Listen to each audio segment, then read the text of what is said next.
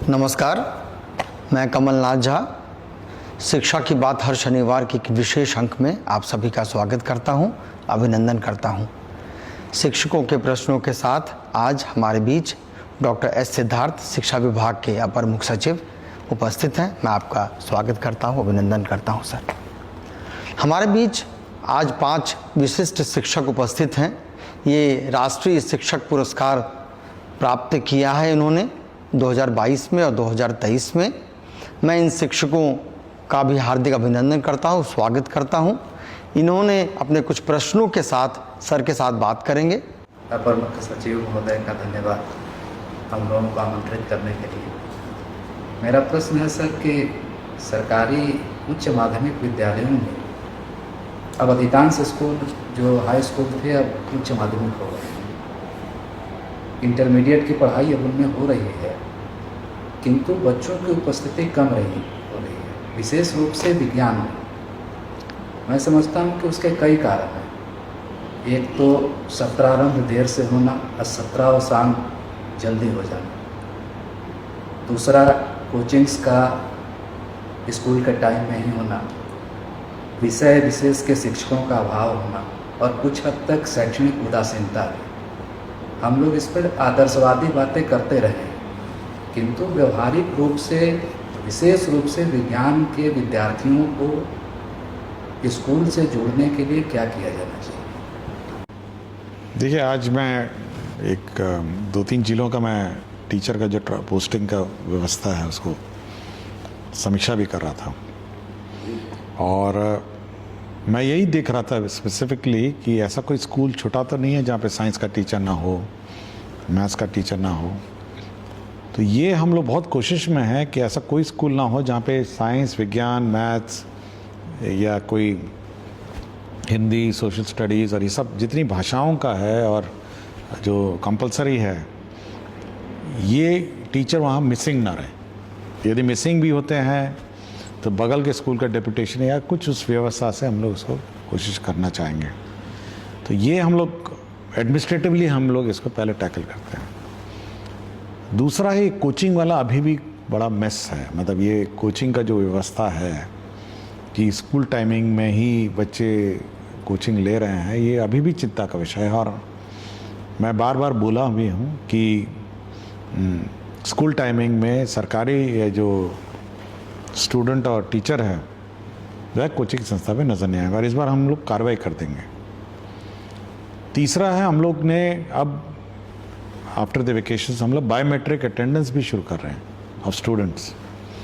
इसलिए स्टूडेंट्स को ये कंपल्शन भी रहेगा कि अब उनको बायोमेट्रिकली उनको रिकॉर्ड कर रहे हैं। ऐसा नहीं है कि वो केवल कागज़ में लिख दिया प्रेजेंट और 4 दिन बाद आए हैं सब में प्रेजेंट मार्क कर दी। तो ये बायोमेट्रिक अटेंडेंस भी स्टूडेंट की शुरू होने वाली है। हम लोग वो व्यवस्था पे काम कर रहे हैं।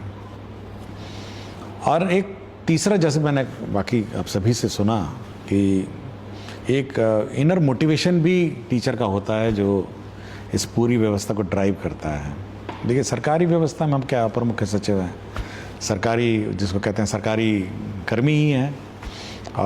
मतलब स्कूल में हम नहीं पढ़ा सकते हैं, हम केवल अनुरोध कर सकते हैं, हम मोटिवेट कर सकते हैं, हम सम्मान आपको दे सकते हैं, लेकिन उस विद्यालय में पढ़ाना आपका काम है। मतलब उस किस व्यवस्था से पढ़ाते हैं और कैसे, जैसे अभी बता रहे थे कि खेल खेल के, गीत गा के, तो पढ़ाना तो आपका ही है। और ये आपके इनोवेशन और आपकी लगन और आपके कर्मठता पे ये सब निर्भर है। इस पर मतलब मैं ज़्यादा कुछ, मतलब मेरा कंट्रीब्यूशन नहीं हो सकता है।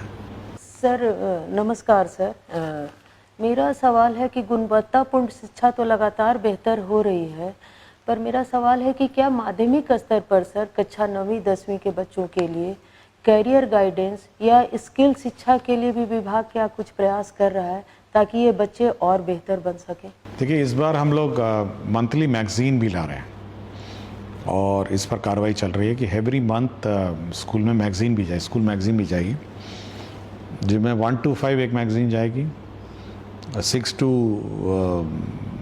8 एक मैगजीन जाएगी और 9 to 12 जो है तो तीसरी मैगजीन जाएगी। और इस मैगजीन में जो छोटे वाले हैं 1 to 5 में तो मोस्टली मैथमेटिक्स और रीडिंग है, जिसमें सभी आप जैसे टीचर से भी कंट्रीब्यूशन से वो बनेगा।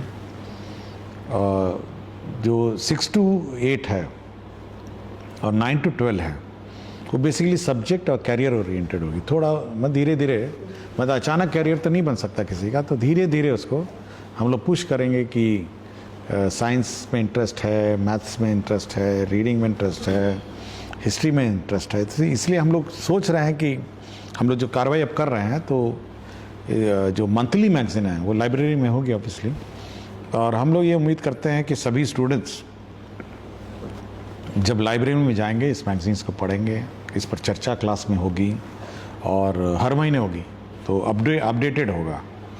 तो हम लोग का तो यही है कि ये कैरियर गाइडेंस इसी माध्यम से थोड़ा गाइड करें, और उम्मीद करेंगे कि टीचर उस मैगज़ीन को पढ़ के फिर आगे उसको ट्रांसमिट करें स्टूडेंट्स को। बहुत बहुत शुक्रिया सर। द्विजेंद्र सर, आपके कोई सवाल हो तो।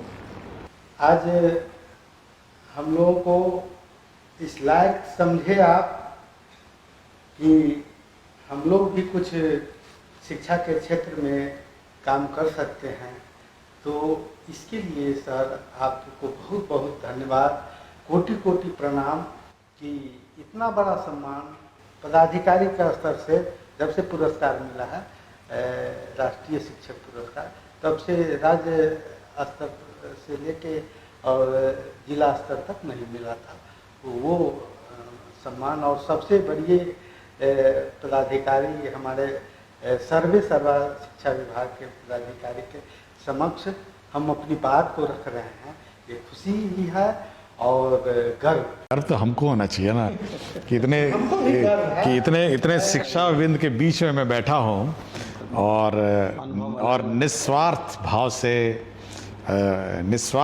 जो बच्चों की पढ़ाई करवाते हैं, मतलब हम लोग तो ये इतने सारे गाइडलाइंस तो कभी दिए नहीं, और एक निस्वार्थ भाव से जो अपने स्व प्रेरित होकर बच्चों को जो ज्ञान देते हैं, मतलब इसके लिए जो मैं सभी का नमन करता हूँ। सर मेरा प्रश्न है, गुणवत्तापूर्ण शिक्षा में मेरा मानना है कि शिक्षक, छात्र और अभिभावक, ये तीन जो कड़ी है, इसका जुड़ाव जितना कस के होगा, फेविकॉल से हो या फेविक्विक से हो जुड़ाव, उतना ही शिक्षा में गुणात्मक सुधार होगा, बेहतर समाज का निर्माण होगा, और अन्य का हस्तक्षेप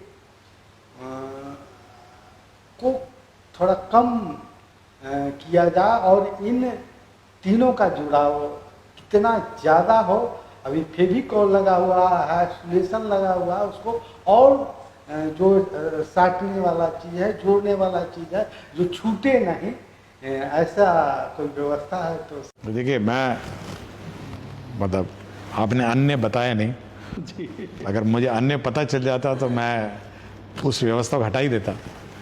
तो अब अन्य क्या है ये अब स्पष्ट नहीं मुझे किया, लेकिन हमारा मानना है कि 3-4 प्रकार के 4 स्टेक होल्डर हैं।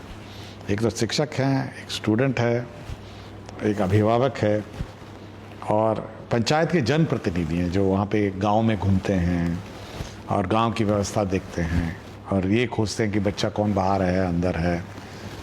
तो ये सारी व्यवस्था मिलकर ही बनेगी। मतलब हमारा अपना मानना है कि जब तक समाज शिक्षा को अपना परम स्थान, जो वो सबसे इम्पोर्टेंट स्थान नहीं देगा, तब तक वो नहीं होगा। मतलब ये बिल्कुल नहीं है। अगर समाज सोचता है कि ऐसा ही है, स्कूल है, सरकारी कर्मी है, तब तो नहीं होगा ही। तो सभी को ये मतलब सोचना पड़ेगा कि जो शिक्षा का जो एक तो शिक्षा है सबसे इम्पोर्टेंट मतलब स्थान है, वो समाज को सोचना पड़ेगा। मुखिया जी हो, पंचायत समिति हो, या जो भी, और जीविका भी हो, और फिर ये जो फेविकॉल जिसकी बात करें, तीनों जुड़े हुए हैं, ये होना चाहिए। हमारी कोशिश है कि जो सरकारी व्यवस्था है, जो आपका BEO है और जो बाकी सरकारी कर्मी हैं, वो आपको परेशान न करें। यदि उसी को अपने अन्य बोला है तो बात अलग है। तो मेरा अपना है कि ना ही आपको उसके पास जाना पड़े और ना ही उसको आपके पास आना पड़े। मेरी ये है एक सबसे आइडियल व्यवस्था है, ना आप उसके पास जाएं ना वो आपके पास आए। आप स्वतः प्रेरित रहें, आपने रिकॉर्ड कीपिंग है, जो भी ऑनलाइन अपना कंप्यूटर है उसमें डालिए कि भाई इतना अटेंडेंस आया, इतना ये हुआ। आपकी छुट्टी चाहिए तो ऑनलाइन डाला कि ऑनलाइन अपना अप्रूवल हो। तो मेरी तो अपनी कोशिश है कि ये जो अन्य जिसको आप कह रहे हैं ना, उसको जितना दूर रखा जाए आपसे और जितना ऑनलाइन उसको करा जाए उतना मैं कोशिश कर रहा हूँ।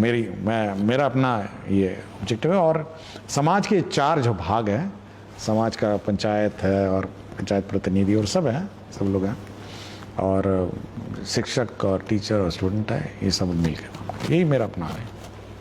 मैं इसी पे काम करता हूँ। नमस्ते सर। और सबसे पहले तो सर इस पहल के लिए आपको हृदय से आभार कि आपने हम सभी को यहाँ एकत्रित किया और आप हमारी बातों को सुन रहे हैं और उसका निवारण भी निकाल रहे हैं। तो नहीं, आप तो और कष्ट लेकर आई हैं। आप तो दिल्ली से आई हैं। तो मेरे कार्यक्रम में आप दिल्ली से छुट्टी के दौरान बेटी छोड़ के आप आई हैं, तो इसके लिए तो मुझे आपको आभार प्रकट करना चाहिए। ये आपका प्यार और सानिध्य है जिसके कारण आपने खबर किया और हम लोग ये अवसर चूकना नहीं चाहे। तो सर मेरा यही प्रश्न है कि जैसा कि हम लोग जानते हैं मेरा विषय अंग्रेजी है, तो पहला प्रश्न तो मैं उसी से करना चाहूँगी सर कि सरकारी विद्यालय में बच्चे अंग्रेजी सीखने और बोलने में बहुत ही संघर्ष का अनुभव करते हैं सर, क्योंकि ऑप्शनल सब्जेक्ट भी कहा जाता है इसको, और अंग्रेजी चूँकि विदेशी भाषा के रूप में है तो इससे थोड़ा डरते भी हैं सर। तो सर क्या मैंने अपने स्तर से तो इंग्लिश क्लब की स्थापना की है, लेकिन सर क्या सरकारी योजना में ऐसी कोई योजना है जैसे कि हम स्पोकन इंग्लिश क्लब या फिर लैंग्वेज लैब कहकर कुछ हम लोग स्थापित कर सके विद्यालय में? देखिए 1 to 5 तो टोटली मातृभाषा ओरिएंटेड है। उर्दू है तो उर्दू है, हिंदी है तो हिंदी है, तो वो बिल्कुल 1 to 5 तो हम लोग ने कॉम्प्रोमाइज़ नहीं किया। 6 से हम लोग इसको इंट्रोड्यूस करने की कोशिश में हैं। और जो मैगज़ीन की बात करते हैं इस बार जो हम लोग करेंगे, उसमें बहुत कुछ पन्ने अंग्रेज़ी के हैं, मतलब इंग्लिश स्टोरीज़ हैं, इंग्लिश ग्रामर है, इंग्लिश रीडिंग है। और धीरे धीरे उसको हम लोग, जैसे हम लोग भी मैगज़ीन पढ़ते थे बचपन में, तो कुछ हिंदी के पन्ने थे, कुछ इंग्लिश के पन्ने रहते थे। तो इस बार भी हम लोगों ने इंग्लिश के पन्ने डाले हैं और धीरे धीरे हम लोग चाहते हैं कि इनको उस ओर लेके जाएं कि धीरे धीरे ओरिएंट किए जाएं। और आपके 9th 10th 11th 12th के बुक्स बाइलिंगुअल लाइब्रेरी में होंगे, मतलब एक तरफ इंग्लिश होगा एक तरफ हिंदी होगा। तो जो भी हम लोग नहीं चाहते कि सब बच्चे, जिस बच्चे को भी अंग्रेज़ी मीडियम में मतलब ओरिएंट करके आगे जाना है, कुछ लोग 10th के बाद अपना पॉलिटेक्निक करते हैं, ITI करते हैं, 12th के बाद अपना, तो जिसको भी इस स्ट्रीम में आगे जाना है तो वो एक तरफ इंग्लिश पढ़ सकता है और एक तरफ हिंदी पढ़ सकता है। सेम टेक्स्ट है, कन्वर्जन है।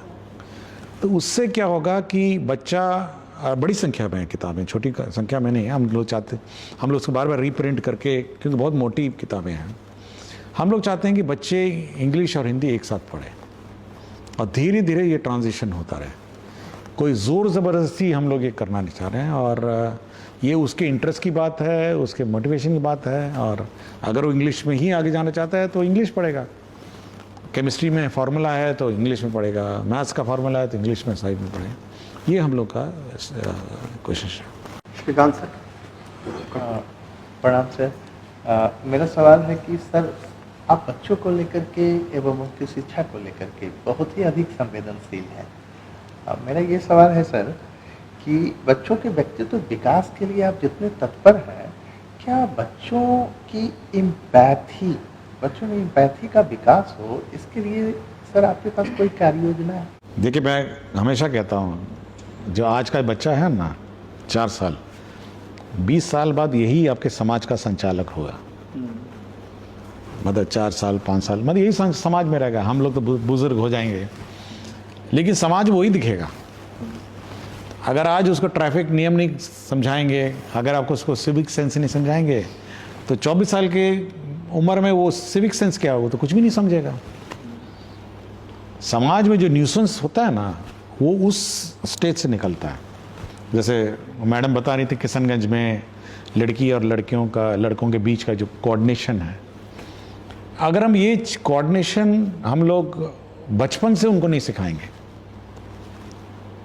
तो भविष्य में बहुत समस्या खड़ा कर देगा। मतलब हो सकता है वायलेंस अगेंस्ट वुमेन हो जाए।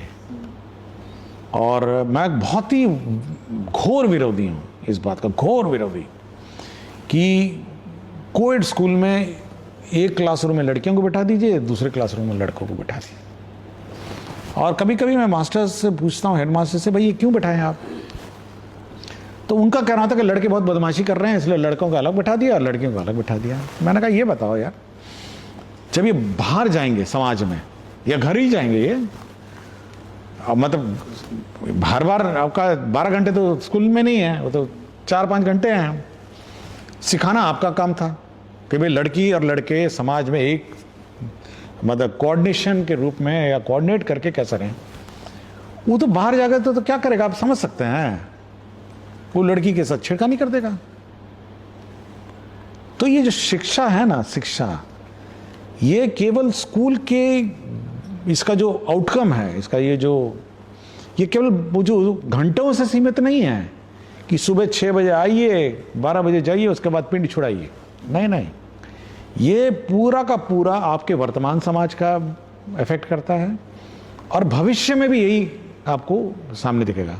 अगर 10 साल 15 साल बाद वो बोलेंगे कि देखिए मैकेनिक को काम नहीं करना आ रहा है, ये देखिए ये उजंड आदमी सब बच्चा सब है या बदमाशी कर रहा है, तो इसका मतलब उसको कोई शिक्षक 15 साल पहले उसको सिखाए नहीं, या उस समय का जो शैक्षणिक व्यवस्था है उस शैक्षणिक व्यवस्था ने उसको इस काबिल नहीं बनाया कि वो बिहेव ठीक करे।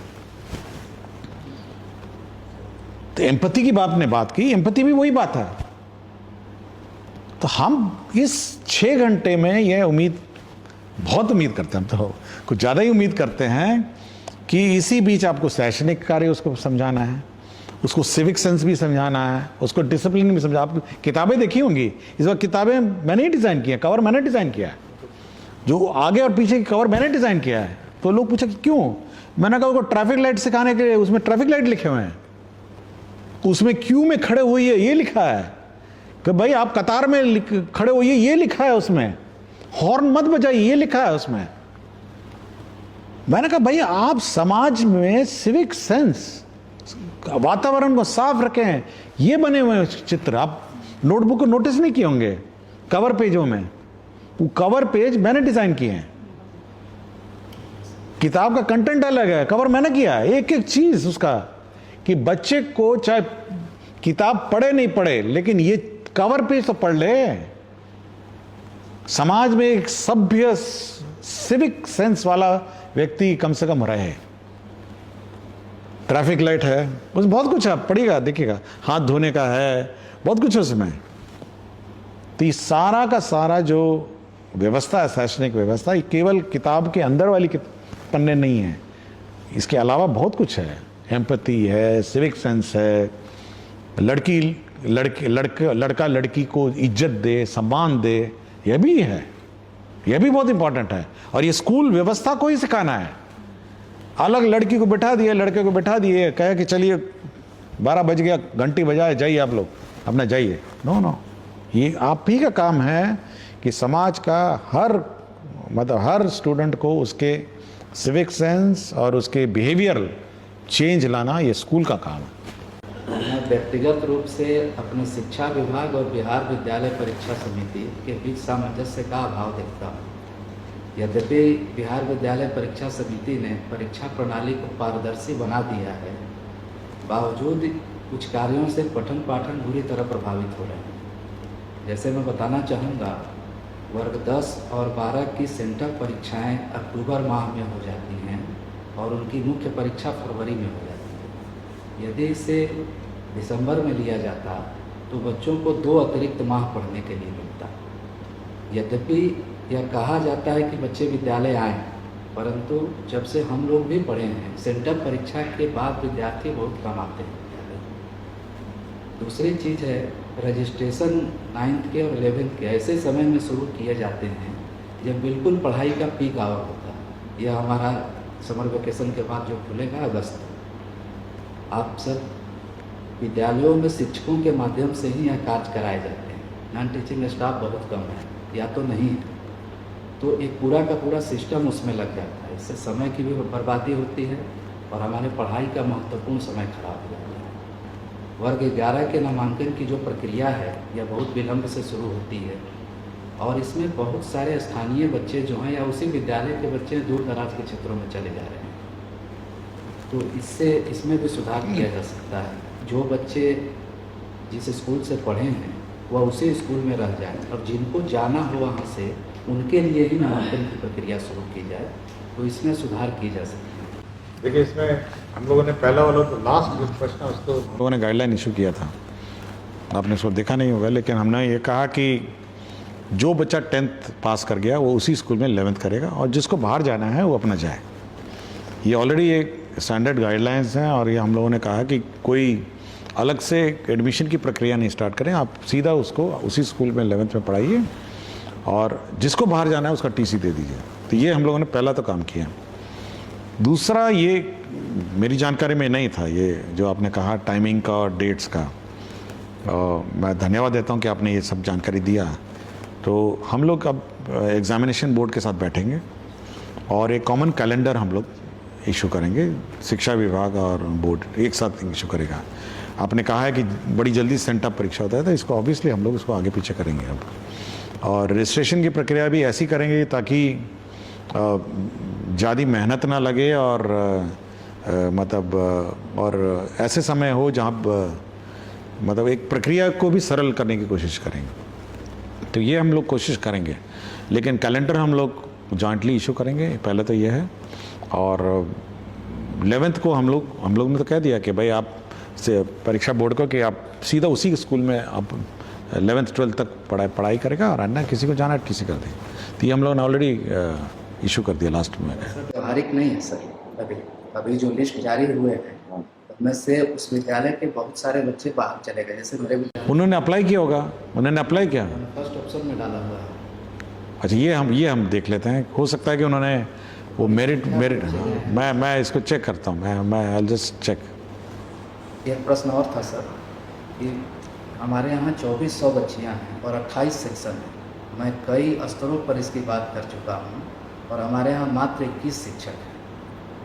यदि गार्जियन गवर्नमेंट के तहत अभिभावकों के सहयोग से 14 शिक्षक न रखे जाते तो शायद विद्यालय की हमारी यह अच्छी व्यवस्था नहीं होती।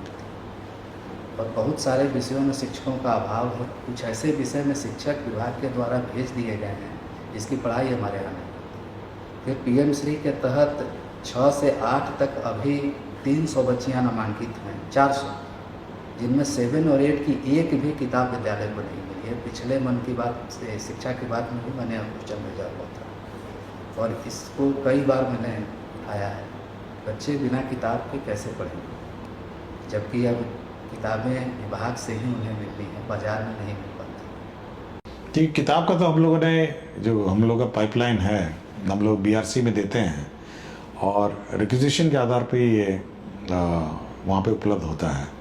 अब किस कारण से नहीं हुआ है ये मैं चेक करूँगा, ये आई चेक इट अप। और जहाँ तक जो असमंजसता मतलब इंटर स्कूल डिसबैलेंस है, तो हम लोगों ने एक अलग से एक जिला स्तर पर डीएम की अध्यक्षता में एक स्थापना समिति का गठन किया और जहाँ जहाँ पर पीएम श्री, विशेषकर जो पीएम श्री है या सेंटर फॉर एक्सीलेंस, बहुत सारे स्कूल्स हैं, आइडियल स्कूल्स हैं, तो वहाँ पे हम लोगों ने लोकल पावर वेस्ट किया हुआ है जिसमें डीएम अध्यक्ष हैं कि आप ऐसे जहाँ जहाँ टीचर की कमी है वो आप वहाँ पे ट्रांसफ़र कर सकते हैं विद इन द डिस्ट्रिक्ट। हम लोग का है कि विद इन द डिस्ट्रिक्ट जिला स्थापना समिति करेगी और इंटर डिस्ट्रिक्ट हमारा डायरेक्टरेट करेगा।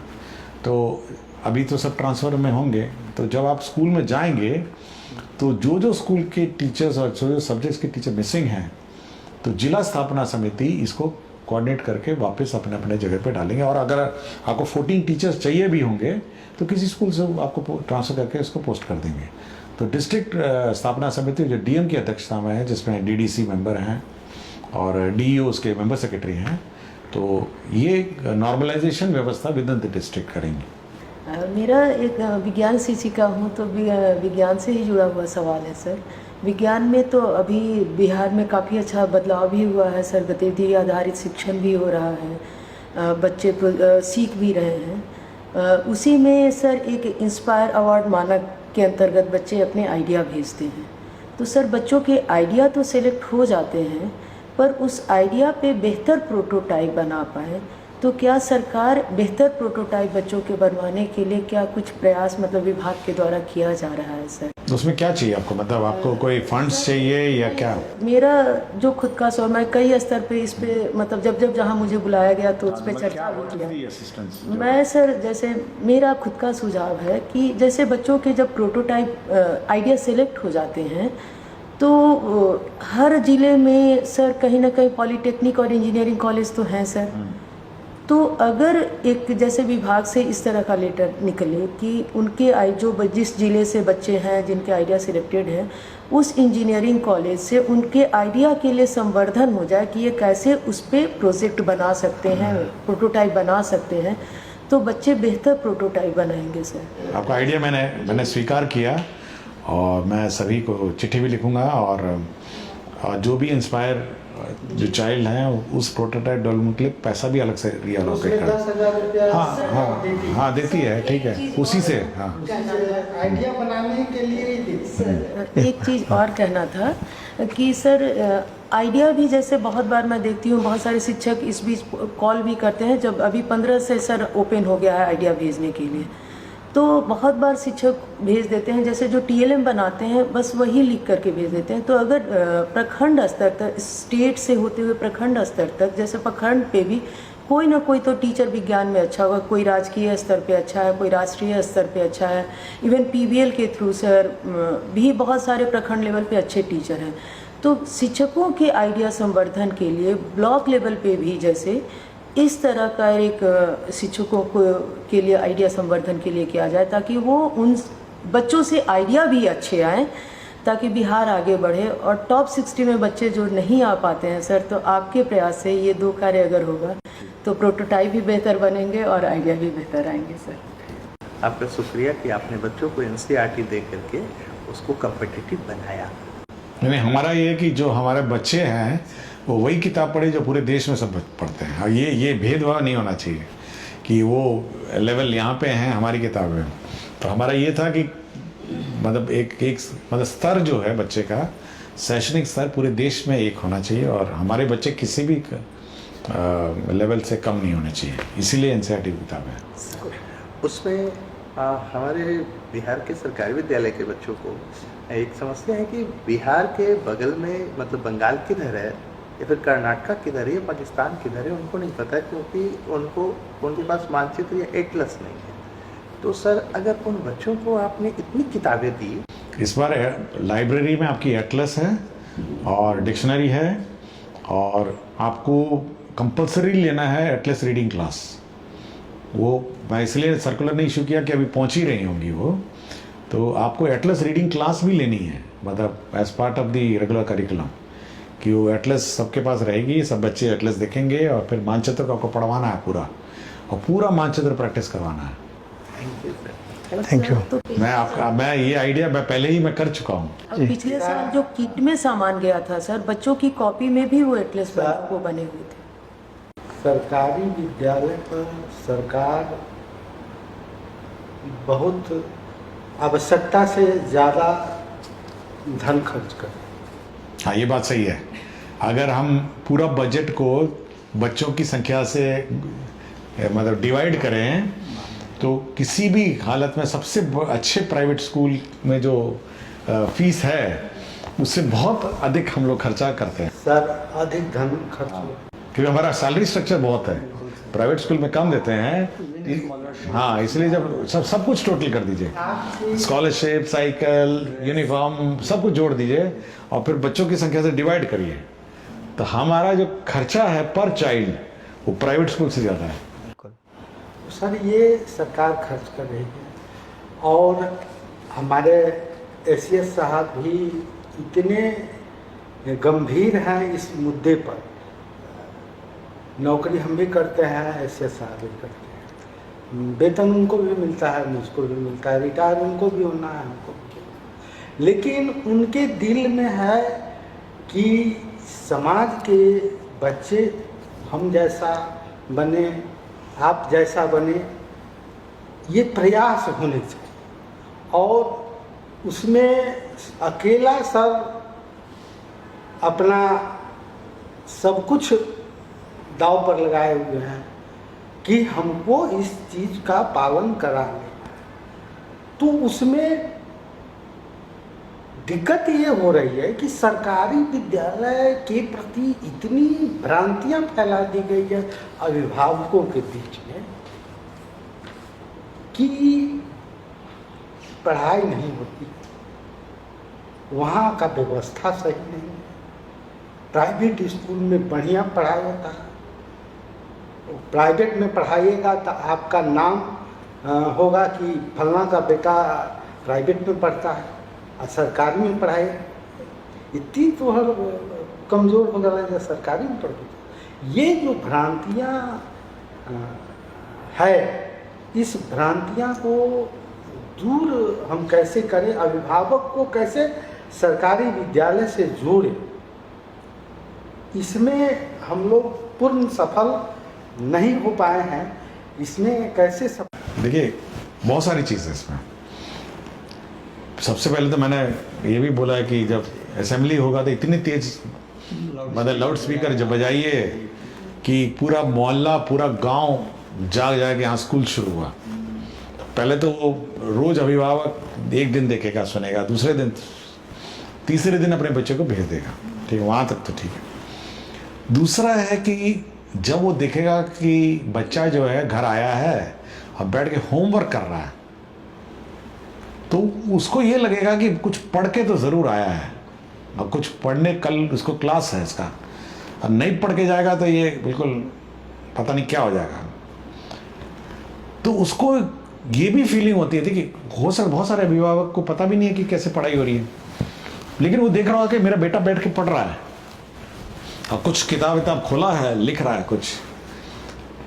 तो ये भी बहुत इंपॉर्टेंट चीज़ है। इसलिए मैं बार बार बोलता हूँ होमवर्क दीजिए और होमवर्क का इवैल्यूएशन करिए, और अगर उसको लग नहीं रहा है पेरेंट्स को कि कुछ पढ़ नहीं रहा है, आया घर में ऐसे घूम रहा है, वेला घूम रहा है, तो उसको बड़ा हल्का लग रहा होगा स्कूल की, कुछ पढ़ाई नहीं लगता हुआ है और वैसे ही टाइम पास कर रहा है सब। तो बहुत कुछ देखता है, आपका नोटबुक देखता है बच्चे का कि बच्चा नोटबुक में क्या लिखा है। कभी कभी बड़ा दुख होता है, मैं अपने ऑफिसर्स के बैठक में करता हूँ, कल भी मेरी बैठक हुई टीचर्स ट्रेनिंग के बारे में समीक्षा हो रही थी कि टीचर्स को कैसे ट्रेनिंग किया जाए। तो मैंने कहा कि भाई ऐसा कैसे हो जाता है कि इतना ट्रेनिंग देने के बाद भी वो स्टूडेंट जो है एक पन्ने पे इंग्लिश है, एक पन्ने में हिंदी है, एक पन्ने में मैथ्स है, एक ही नोटबुक में, और टीचर वहाँ पढ़ा रहा है मैथ्स और यहाँ पे हिंदी का पन्ना खोल के बैठा है।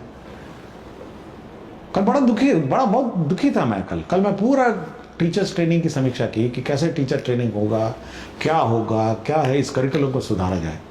अभी नए डायरेक्टर SCRT नए ज्वाइन भी किए इसी चक्कर में। तो मेरा बहुत ही कंसर्न है कि अभिभावक बहुत कुछ चीज़ देखता है, उसको सरकारी गैर सरकारी प्राइवेट से कोई लेना देने, और ज़्यादा टाई वाई और बूट से भी उसको लेना देना है। जब वो देखेगा, देखिए UPSC में बहुत सारे लोग हैं सरकारी स्कूल से ही आए हैं, बड़े बड़े नौकरी में सरकारी स्कूल से आए, सब प्राइवेट से थोड़ा ना है, हाँ सब आए। लेकिन जब वो पेरेंट देखता है कि मेरा बच्चे का नोटबुक सब ठीक है, वो सब बहुत डिसिप्लिन में है, बिल्कुल जिल्द चढ़ाए हुए है, बैठ के लिख रहा है और प्रैक्टिस कर रहा है कि कल एग्ज़ाम है, तो कड़ाई तो आपको स्कूल में भी करनी पड़ेगी ना। यही स्कूल में उसको छोड़ दीजिएगा और कुछ भी वो करता रहे तो घर जाके उसको बोलेगा ये तो टाइम पास करके आता है। कभी कभी तो मैंने बच्चे देखे हैं कि स्कूल आता है अपने सिस्टर का किताब ले आता है, कभी किसी का किताब ले आता है, ऐसे ही मतलब भर लिया कि कुछ किताबें ले जाते हैं, हाँ कुछ रैंडमली ले जाते हैं। मैं पूछा ये किसकी किताब है, तो बोला मेरी बड़ी बहन की किताब। मैंने कहा तुम क्यों लाया, बोला कि मैं भूल गया इसलिए मैं ले आया कुछ किताब। तो बहुत सारी चीज़ें हैं। अगर आप मतलब आपका आउटपुट क्या है अंततः, उसकी किताब उसकी शिक्षा यही है ना, यही उसका आउटपुट है आपका, वही मापदंड है। तो पेरेंट वो सब देखता है, घर में वो सब देखता है, बहुत ऑब्जर्व करता है कि स्कूल से वो क्या सीख के आया है। आपको नहीं लगता होगा, लेकिन सब देखता है और इसको ये पता है कि ये पढ़ रहा है या टाइम पास कर रहा है, ये भी पता है इसको। तो ये थोड़ा हम लोग को बहुत ही इंश्योर करना पड़ेगा कि बच्चा पढ़े, उसका होमवर्क हो, उसका क्लास वर्क हो। और इस बार की जो ट्रेनिंग व्यवस्था है उसमें हम लोगों ने बहुत स्ट्रिक्ट कर दिया है कि भाई हम लोग इवैल्यूएशन करेंगे कि वास्तव में वो टीचर जाके जो बोला है वो पढ़ाया या नहीं पढ़ाया। मतलब हम पढ़ा रहे हैं कि भाई कैसे पढ़ाना है और अपने मर्जी से अपना टाइम पास करा नहीं हो सकता ना। तो ये थोड़ा हम लोग को कमी है। प्राइवेट स्कूल में तो अब क्या होता है टिप्पणी नहीं करूंगा, बट हम लोग की अपनी व्यवस्था सुधारनी चाहिए। सर, आपकी बातों को कनेक्ट करते हुए मैं बोलना चाहूँगी कि मैंने अपने विद्यालय में छात्राओं को नोट कॉपी बनवाया हुआ है इंग्लिश का, जिसमें क्लास में फर्स्ट सेशन स्टार्ट होते साथ मैं उन लोगों का इंग्लिश का नोट्स बनवाती हूँ और प्रॉपर उन लोगों का इंग्लिश कॉपी अलग रहता है जिसमें उन लोगों का सारा नोट्स पूरे वर्ष भर का एक में है।